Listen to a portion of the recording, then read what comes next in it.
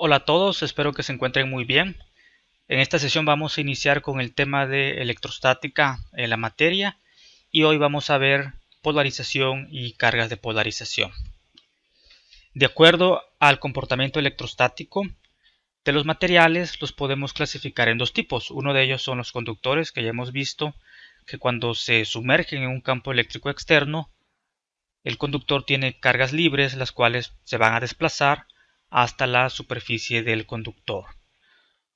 Por el otro lado, por otra parte, tenemos los materiales aislantes, o también conocidos como dieléctricos, en donde cuando se colocan en un campo eléctrico externo, las cargas se desplazan, pero se desplazan poco porque están ligadas a los átomos. Vamos a estudiar cómo se comporta un átomo en un campo eléctrico externo. Vamos a ver cómo se polariza el átomo cuando se sumerge en un campo eléctrico externo. Primero, consideremos un átomo neutro y nos preguntamos cuál es el campo eléctrico producido por dicho átomo neutro.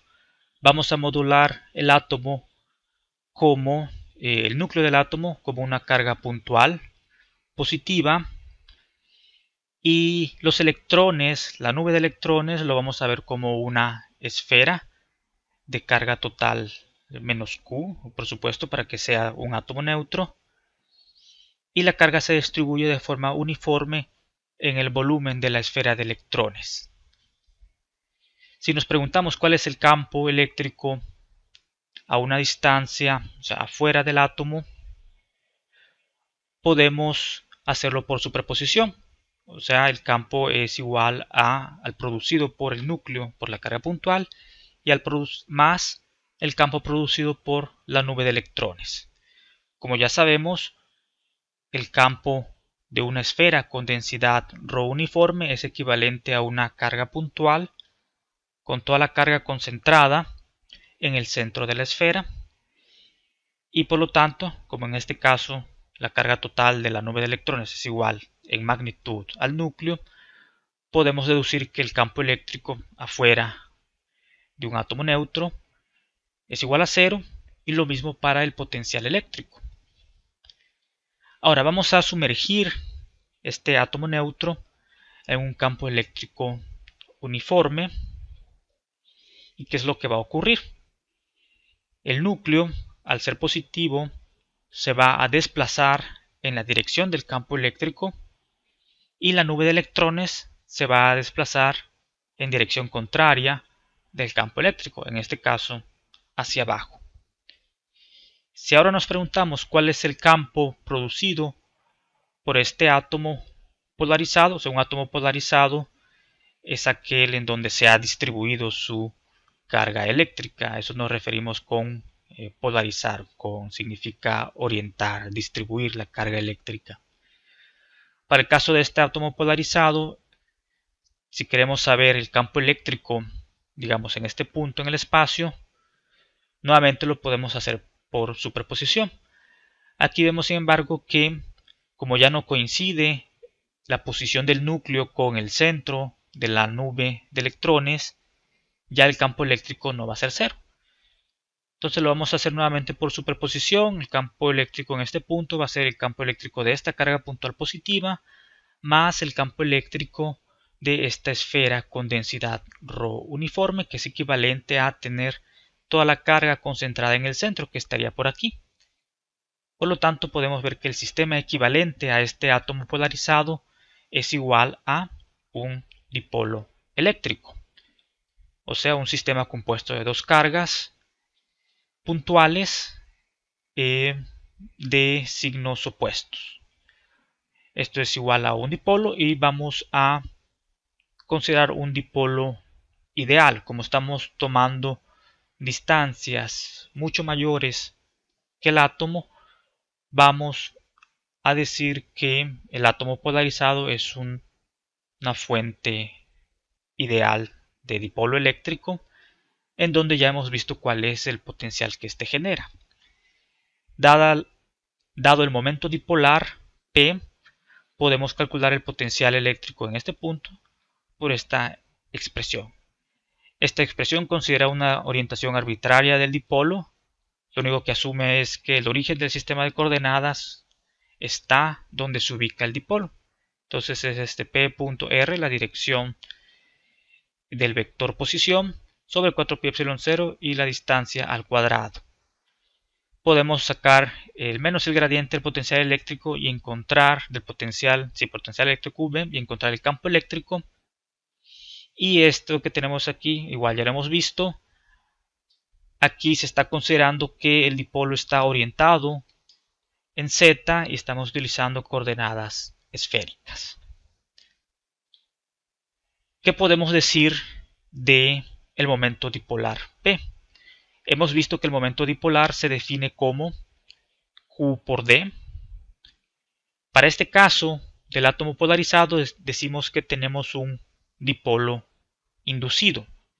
La separación que hay entre el centro de la nube de electrones y la posición del núcleo, esta separación podemos pensar, decir que depende del campo eléctrico externo.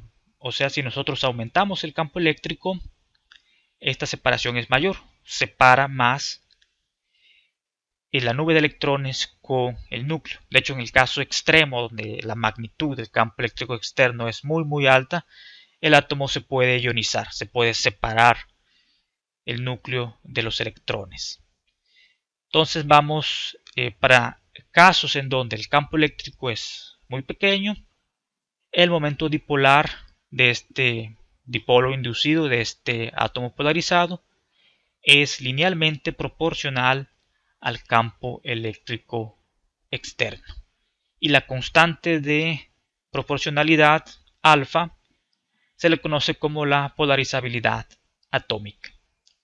Veamos un ejemplo particular en donde efectivamente el momento dipolar del dipolo inducido pues es linealmente el campo eléctrico externo. Entonces regresamos a nuestro modelo de la nube de electrones como una esfera de densidad ρ uniforme, y este átomo inducido, tenemos el campo eléctrico externo. Vamos a pensarlo así: cuando el núcleo está en el centro, o sea, previo al campo eléctrico externo, encendemos el campo eléctrico externo, el núcleo empieza a moverse.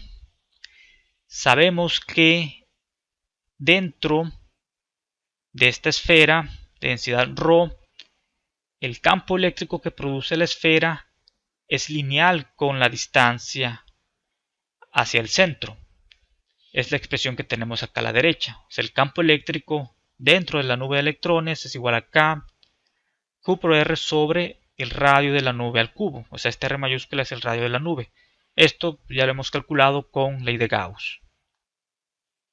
Cuando se está separando el núcleo, aquí hemos por practicidad, hemos ubicado el origen en el centro de la nube de electrones, y conforme se empieza a desplazar el núcleo, la nube va a atraer al núcleo hacia el centro por el campo eléctrico que ésta produce.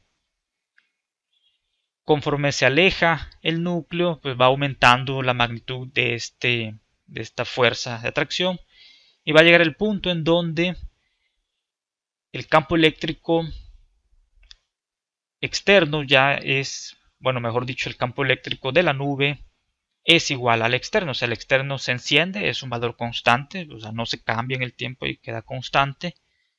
Y conforme se mueve el núcleo va a llegar a un punto en donde ya se va a igualar el campo eléctrico que produce la nube de electrones con el externo.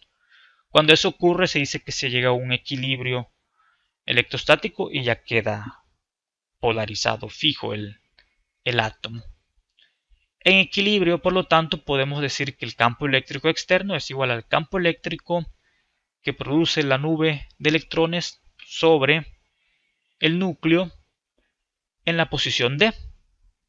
Entonces el campo eléctrico externo es igual a K, Q por D. Observen que aquí hemos sustituido la R por la D porque ya está en equilibrio, sobre R al cubo, y este Q por D es igual al momento dipolar P. De aquí podemos despejar para el momento dipolar, pasa la R al cubo para acá, dividendo, y nos queda que el momento dipolar es efectivamente lineal con respecto al campo eléctrico externo, y esta constante R al cubo sobre K es igual a la polarizabilidad atómica, alfa. Entonces, en este caso, con este modelo, alfa es R al cubo sobre K y K lo sustituimos como 4pi, bueno, 1 sobre 4pi epsilon 0. Entonces nos queda acá arriba multiplicando a R al cubo. Ahora vamos a estudiar la polarización de un objeto aislante dieléctrico. Como ejemplo vamos a considerar un cilindro sólido, el cual es neutro, y lo vamos a sumergir en un campo eléctrico externo. Al sumergirlo, o sea, el campo eléctrico externo cubre todo el espacio de este cilindro, y eso va a ocasionar que los átomos del cilindro se polaricen, se conviertan en dipolos, y lo estamos representando aquí por estas flechas. Son dipolos puntuales y se generan en todo el cilindro. Vamos a definir una cantidad macroscópica conocida como polarización y se representa por esta P mayúscula.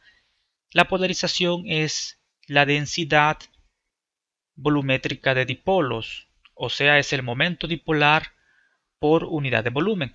Si nosotros tomamos un diferencial de volumen aquí del objeto y lo multiplicamos por esta polarización, esto nos va a dar un diferencial de momento dipolar. Vamos a ver las unidades. El dipolo tiene unidades de, veamos, de Coulomb por metro. Aquí se ve claramente, ¿no? El momento dipolar es Coulomb por metro. Esta polarización tiene unidades de momento dipolar, o sea, Coulomb por metro sobre metro cúbico, volumen. Entonces tiene unidades de Coulomb sobre metro cuadrado.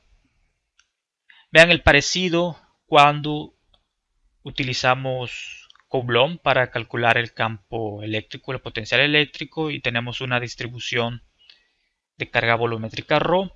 Si agarramos un diferencial de volumen, eso nos da un diferencial de carga. Aquí podemos pensar que la polarización es como el equivalente a la ρ. Entonces vamos a visualizar en un objeto polarizado, la polarización es nuestra densidad de fuentes, de campo y de potencial, y por ello, dado la polarización, podemos determinar el potencial en cierto punto simplemente sumando las contribuciones de todos los diferenciales de momento dipolar, de todos los dipolos. O sea, ya sabemos que el momento dipolar punto, la dirección R menos R' sobre la magnitud de este R menos R' al cuadrado, eso nos da el potencial en este punto, digamos, de este dipolo. Y este dipolo, en comparación con todo el objeto, es un diferencial de momento dipolar de P, y por lo tanto el potencial total es integrar, integrar todos estos diferenciales de momento dipolar. Aquí en esta expresión hemos multiplicado arriba y abajo por la magnitud de R menos R', y por ello aquí arriba nos queda el vector R menos R', y aquí nos queda la magnitud al cubo. Si sustituimos el diferencial de momento dipolar como P, la polarización, por el diferencial de volumen, lo sustituimos aquí. Este producto punto afecta solamente a este vector P mayúscula, y por lo tanto llegamos a esta expresión. En conclusión, dada la polarización, así como en el caso de Coulomb nos dan la densidad de carga volumétrica y así encontramos nuestro campo eléctrico potencial, aquí es de forma similar. Si nos dan la polarización, integramos las contribuciones de todos los momentos dipolares y encontramos así el potencial eléctrico. Y para calcular el campo eléctrico lo podemos hacer con menos el gradiente de este potencial eléctrico. Ahora, existe otra forma de calcular el campo y el potencial que produce un objeto polarizado, y eso es a través de las cargas de polarización, que en inglés se le conoce como las bound charges. Y veamos, tenemos esta expresión, lo que acabamos de ver, para encontrar el potencial eléctrico, y vamos a escribir este cociente. Lo podemos escribir como el gradiente de 1 sobre la magnitud de r menos r'. Lo pueden checar, sabemos que este en coordenadas esféricas tiene la derivada con respecto a r, y aquí está nabla prima porque es en vamos a derivar en r'. Vamos ahora a utilizar esta identidad vectorial, o sea la divergencia del producto de una función de un campo escalar y un campo vectorial es igual a, bueno, el campo escalar, divergencia de A más A punto gradiente de F. Vamos a utilizar este último término, entonces el campo vectorial A es equivalente a la polarización, y la F, la función escalar, es este 1 sobre la magnitud de R menos R'. Por lo tanto, todo este integrando lo vamos a sustituir por la divergencia del producto de las dos funciones escalar y vectorial menos la función 1 sobre magnitud de R menos R', divergencia de la polarización. Lo sustituimos y nos quedan dos integrales. Uno es tal cual la divergencia de la polarización multiplicando a F, o sea 1 sobre magnitud de R menos R', lo que nos queda aquí. Y lo otro es el menos 1 sobre, bueno, la función, o sea la F, o sea es 1 sobre la magnitud de R menos R' y la divergencia de la polarización, este término que tenemos aquí. Aquí tenemos nuevamente la expresión y vamos a utilizar en esta primera, vean, esta integral de volumen de una divergencia. Utilizamos teorema de la divergencia y sabemos que esto es igual a la integral de flujo, o sea, en toda la superficie del objeto, de este campo vectorial, y el producto punto pues nada más afecta aquí a la polarización P, y acá a la derecha se queda igual. Pero ahora observen lo siguiente, este potencial, ya estas dos integrales ya se parecen más a lo que hemos visto del potencial producido por fuentes de carga eléctrica. O sea, en el caso del momento, el potencial que producen los dipolos, tenemos realmente aquí en el denominador, tenemos la magnitud de esto al cuadrado. Pero sabemos que el potencial que produce una carga puntual va de la forma 1 sobre la magnitud de esta distancia a la 1. Y es justo lo que tenemos aquí. Entonces todo lo que está acá arriba lo podemos ver como una fuente de carga eléctrica, no de dipolos, sino de cargas puntuales. Tanto en la parte izquierda, esto sería fuentes superficiales porque estamos integrando en la superficie, y en la parte derecha tenemos fuentes, o sea, una densidad volumétrica. Entonces vamos a definir lo que se conoce como las cargas de polarización. Tenemos la densidad superficial de cargas de polarización sigma b. Este se define como la polarización punto, el vector normal a la superficie. Y tenemos la densidad volumétrica de las cargas de polarización, que se define como menos la divergencia de la polarización. Sustituyendo en la expresión anterior, llegamos ya al resultado final, que el potencial generado por un objeto polarizado lo podemos ver como el potencial que genera una fuente de cargas superficiales de densidad superficial y una fuente de densidad volumétrica. Vamos a ver cómo se interpretan estas cargas de polarización. Tenemos nuevamente nuestro objeto de ejemplo, el cilindro, y vamos a suponer que tenemos una polarización uniforme y que tiene esta forma, es P sub 0 y va en dirección Z, aquí Z va hacia arriba. Entonces la polarización es uniforme, o sea, en cada punto que tomemos del cilindro lo multiplicamos por un diferencial de volumen y nos da el mismo momento dipolar. Recordemos que estas flechitas pues, representan pues, el dipolo eléctrico, en donde el inicio de la flecha es la carga negativa y al final de la flecha es la carga positiva. Vamos a imaginar que dibujamos estas cargas aquí en los dipolos y lo representamos aquí en la parte derecha. En el volumen del cilindro vemos que se empalman las cargas negativas con las positivas. Como son de la misma magnitud, o sea, los dipolos son idénticos por ser polarización uniforme, aquí donde se empalman, la carga neta resultante es 0, por eso aquí no se dibuja carga. Sin embargo, vemos que en las tapas, o sea, en la base y en la tapa, aquí ya no se empalman y nada más sobreviven en la parte de la tapa superior, sobreviven las cargas positivas y en la base las cargas negativas.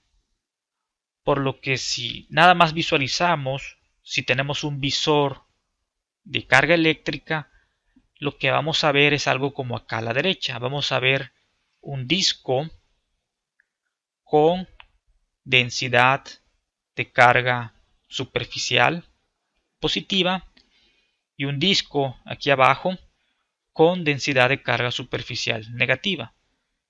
Para calcularlo utilizamos la expresión de las cargas de polarización. Para las cargas la densidad superficial es P.n, donde n es la dirección de la normal a la superficie, es un vector unitario y es pues para cada superficie. En el caso del cilindro tenemos tres superficies, tenemos las tapas y tenemos la corteza. Entonces en la tapa superior el vector normal va en dirección Z y considerando este valor de la polarización, hacer el producto punto nos da P sub 0. Por lo tanto aquí la densidad superficial de cargas de polarización sigma B es igual a P sub 0. Para la tapa inferior el vector normal va hacia abajo. Recordemos que el vector normal en un objeto es saliendo del volumen del objeto. Por lo tanto la tapa inferior, el vector normal va hacia abajo y el producto punto nos da un valor negativo y por ello nos queda que la sigma B aquí abajo es menos P sub 0, lo cual tiene sentido con esta interpretación que acabamos de hacer. ¿Qué pasa en la corteza? Si aplicamos esta expresión, el vector normal en la corteza vemos que es perpendicular a la polarización que va en Z y por lo tanto no tenemos cargas superficiales en la corteza. Pero no significa que siempre sea así. Si la polarización hubiera sido, digamos, en la dirección X o radial, etc., pues podemos visualizar que si hubiéramos tenido cargas en la corteza. Y de hecho, pues pudiéramos no tener cargas en las tapas. O sea, depende de cómo es la polarización. Ahora, para el caso de la densidad volumétrica de cargas de polarización, pues vemos que como la polarización es uniforme, o sea, es constante espacialmente, al derivarlo nos da 0 y esto concuerda con la interpretación que acabamos de hacer, que en el volumen no tenemos cargas. Ok, por lo tanto, si nos preguntaran cuál es el campo eléctrico, digamos en el eje Z, que produce este cilindro polarizado, tenemos dos opciones. Uno es utilizando esta expresión anterior, o sea, dada la polarización, que en el ejemplo es uniforme. O la otra es, ya que sabemos, o sea, calculamos las cargas de polarización y aplicamos algunos de los métodos que hemos visto anteriormente. Podemos aplicar Coulomb o si se puede Gauss o pues incluso podría ser método de imágenes o separación de variables. En este caso en particular se utilizaría Coulomb, si por ese caso nos piden el campo digamos en el eje Z o en cualquier otro punto. porque por Gauss no tenemos la simetría para poder utilizar Gauss. Entonces sería equivalente a calcular el campo eléctrico de dos discos con densidad de carga uniforme en ellos. Veamos otro ejemplo. En este caso la polarización aumenta linealmente conforme al eje Z. Digamos que el eje Z es vertical e inicia aquí en la base y que el cilindro tiene una altura L, y este es el comportamiento de la polarización, o sea, una constante P sub 0 más otra constante, digamos positiva, y aumenta linealmente conforme avanza Z y va en la dirección Z. Eso se interpreta así. Esta longitud de estas flechas está representando que la polarización está aumentando conforme nos movemos en Z. Vemos que nuevamente en las tapas vamos a tener en la parte de abajo cargas negativas y en la parte de arriba cargas positivas porque no se me empalman con otras cargas. Y en el volumen sí se empalman las cargas, sin embargo, como la magnitud de los dipolos es distinto, alguno, va a sobrevivir una carga neta. Dependiendo de la forma que tenga la polarización, pues es la carga que va a sobrevivir. Aplicamos nuevamente para obtener las cargas superficiales, el P.n. En la tapa de arriba es simplemente multiplicar por Z punto. Y es la polarización evaluada en la tapa de arriba, o sea, con Z igual a L. Y por ello nos queda que aquí tenemos una densidad de carga superficial igual a P sub 0 más C por L. En la tapa de abajo, lo mismo. Evaluamos en Z igual a 0, nos queda P0. Multiplicamos por el vector normal que es en menos Z y nos queda por lo tanto menos P sub 0. Entonces, una sigma nuevamente uniforme. Y para la densidad volumétrica de cargas de polarización obtenemos la divergencia. En el caso, como nada más depende de Z, significa que esto es equivalente a derivar con respecto a Z y el signo negativo. Entonces, al derivar con respecto a Z nos sobrevive nada más la C y por lo tanto la ρ de cargas de polarización es igual a menos C. Entonces, si nos pidieran, dado este cilindro con esta polarización, calcular, digamos, el campo eléctrico en el eje Z, en algún punto del eje Z, lo podemos hacer nuevamente de dos formas, ya sea integrando la contribución de la polarización o obtenemos estas cargas de polarización y el problema se traduce a tener tres distribuciones de carga, dos discos y un cilindro sólido con densidad de carga volumétrica uniforme. Y podemos aplicar pues lo que ya sabemos. Aquí nuevamente utilizaríamos Coulomb para obtener el campo eléctrico o el potencial eléctrico en el punto de interés. Ahora, al principio mencioné que el cilindro es neutro y simplemente lo que pasó fue que las cargas se reorientan en el objeto. Como es neutro, pues podemos decir que la carga total del objeto polarizado tiene que ser cero. Vamos a corroborarlo. Tenemos que la carga total debido a las cargas superficiales es igual a integrar las sigmas en todas las superficies. Por eso aquí nos queda la integral cerrada, o sea, vamos a integrar en la corteza, en las tapas, más la integral de la ρ, o sea, de la densidad volumétrica de cargas de polarización. Y aquí en este primer término, sustituimos la definición de sigma b, que es el P.n, y aquí sustituimos la ρ por menos la divergencia de P. Y aquí tenemos una integral de flujo. Utilizamos el teorema de la divergencia, esto es equivalente a la integral de volumen de la divergencia de P. Y vemos que es idéntico, pero de signo contrario a este segundo término, y por lo tanto esto nos da 0, como era esperado, que simplemente pues, hubo una distribución de cargas. Muy bien, entonces hasta aquí vamos a a terminar, lo que hemos visto es polarización de átomos, luego pasamos a polarización ya de objetos dieléctricos, y dada la polarización, o sea la densidad de dipolos, podemos calcular el potencial eléctrico de dos maneras. Uno es a través de esta expresión, integrando las contribuciones de los diferenciales de momentos dipolares, o la otra es calculando las densidades de carga superficial y volumétrica de las cargas de polarización con estas expresiones, y ya con estas densidades de cargas podemos utilizar los métodos que hemos visto anteriormente, ya sea Coulomb, ley de Gauss, separación de variables, o si se presta puede ser por método de imágenes. Muy bien, entonces hasta aquí le vamos a dejar, nos vemos en la siguiente sesión.